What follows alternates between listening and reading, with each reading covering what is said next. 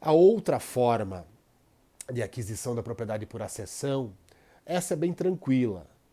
Alveo abandonado. Vamos pensar no seguinte: quando é construída uma barragem, né, perto das propriedades, dessas propriedades de terrenos ribeirinhos, e essa barragem acaba secando o rio, ou não só secando, mas fazendo com que o curso dele seja muito mais pequeno, o rio fica bem menor, e com isso uma extensão de terra maior aparece, né, é desvelada para os proprietários dos terrenos ribeirinhos. É um caso bem simples. De novo, o rio está dividido ao meio, certo? Essa fração de terra aparecendo, os donos dos terrenos ribeirinhos acabam sendo proprietários dessa fração de terra, certo? Bom, eu acho que com os desenhos dá para entender um pouco melhor, né? Vocês vão ler com calma os artigos do Código Civil, vão voltar para o vídeo e vão ver os desenhinhos de novo e vai ficar bem explicado, certo? A outra forma de acessão se dá através de construções e plantações, certo? Aqui já é um evento não só natural, né? Um evento praticado pela força de trabalho do homem, né? A regra geral no direito é que o acessório segue o principal, né? É a tal da vis atrativa. É isso que o artigo inaugural, que é o 253, já fala, né? Subentende-se que tudo que foi plantado ou construído em algum terreno pertence ao proprietário desse terreno. Perfeito, né? O acessório segue o principal. Mas pode ocorrer o fato de que um terceiro pode plantar em terreno que não é dele, ou o proprietário do terreno pode usar sementes ou materiais que não é dele, empregando no seu terreno, certo? Nos dois casos, a vis atrativa, que é o acessório segue o principal, vai acabar vigorando, né? O artigo 1245 afirma que aquele que semeia, planta ou edifica em terreno próprio com sementes, plantas ou materiais alheios adquire a propriedade destes, mas fica obrigado a pagar-lhes o valor, além de responder por perdas e danos se adquiriu de má fé. Bom, você construiu em sua propriedade com materiais de terceiro ou plantou sementes de terceiro. A construção e a plantação vão acabar lhe pertencendo. Você vai ser proprietário disso, mas você deve indenizar o proprietário das sementes e materiais, sem dúvida nenhuma. E se você agiu de má fé, você paga ainda perdas e danos, certo? Da mesma forma, aquele que semeia, planta ou edifica em terreno alheio perde em proveito do proprietário as sementes, plantas e construções. Se procedeu de boa fé, terá direito à indenização. Eu fui lá e construí um terreno alheio, sabendo que era terreno alheio, certo? Eu vou perder essa construção. E aqui diferenciamos isso de benfeitorias, certo? Tem toda uma história diferente lá para as benfeitorias, indenizáveis e não indenizáveis. Aqui são as acessões, certo? Eu vou perder essa construção para o proprietário do imóvel, mas eu tenho sim direito à indenização, certo? Nunca é permitido que o proprietário do terreno tenha um benefício, como por exemplo um enriquecimento sem causas. Ele sempre terá necessidade de indenizar, certo?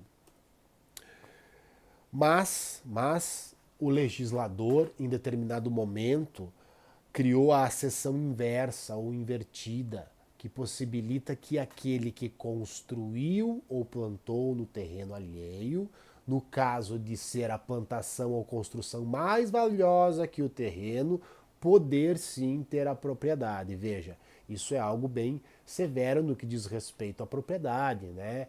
Um direito real que é tão vigoroso na nossa legislação, inclusive na Constituição Federal.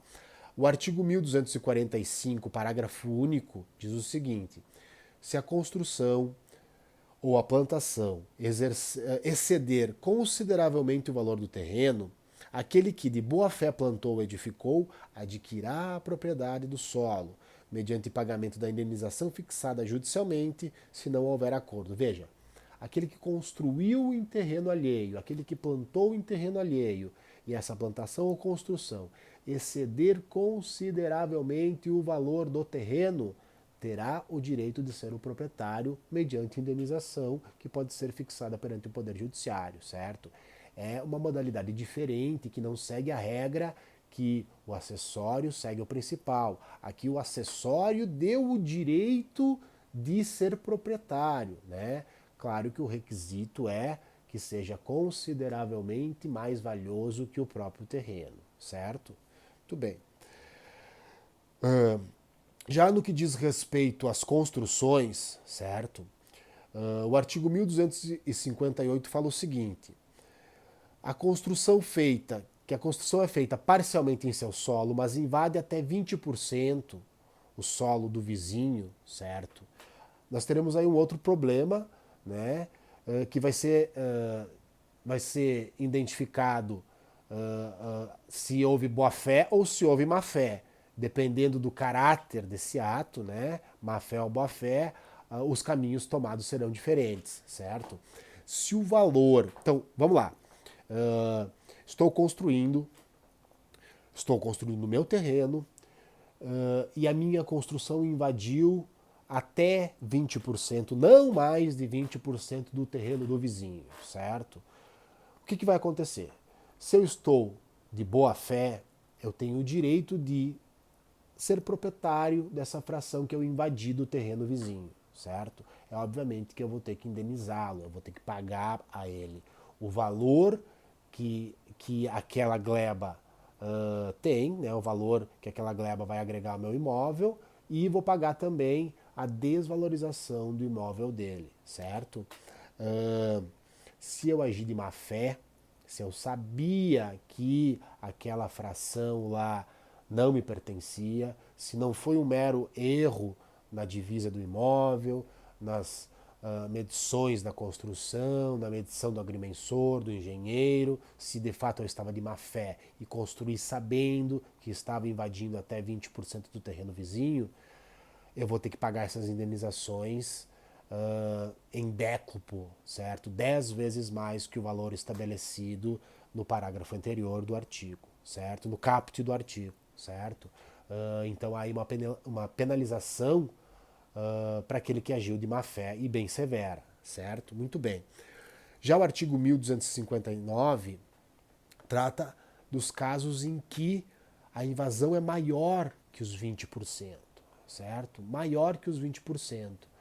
Então, estou construindo no meu terreno e construí também no terreno do vizinho. A minha construção, ou de boa fé ou de má fé, tomou mais de 20% da parte do terreno do vizinho. O que acontece nesses casos? Estando eu de boa fé, o caminho é parecido com o anterior. É parecido com o anterior. Eu também vou poder ser proprietário indenizando, certo?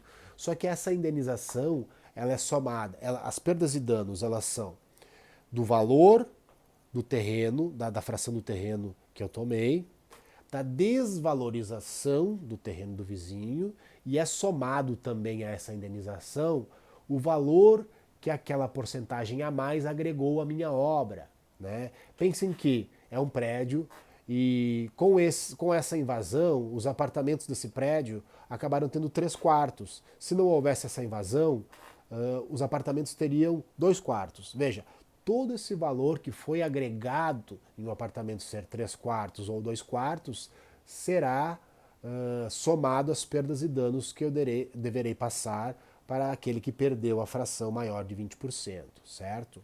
E por último, vem a situação de estar de má fé, ou seja, construir em parcela maior de 20% do terreno vizinho, estando de má fé. Nesse caso, o Código Civil estipula que você deve demolir a sua obra, seja ela o valor, tenha ela o valor que tenha, certo? E mais perdas e danos que são pagas em dobro, em dobro. A gente vai ver, e eu vou mandar para vocês jurisprudências que tratam disso. Há jurisprudências que mitigam alguns casos nesse sentido por conta das questões econômicas, certo? Mas as regras simples do Código Civil, as regras que vocês vão ter que entender para fazer o xizinho nas questões objetivas de forma correta, são essas, certo? Beleza.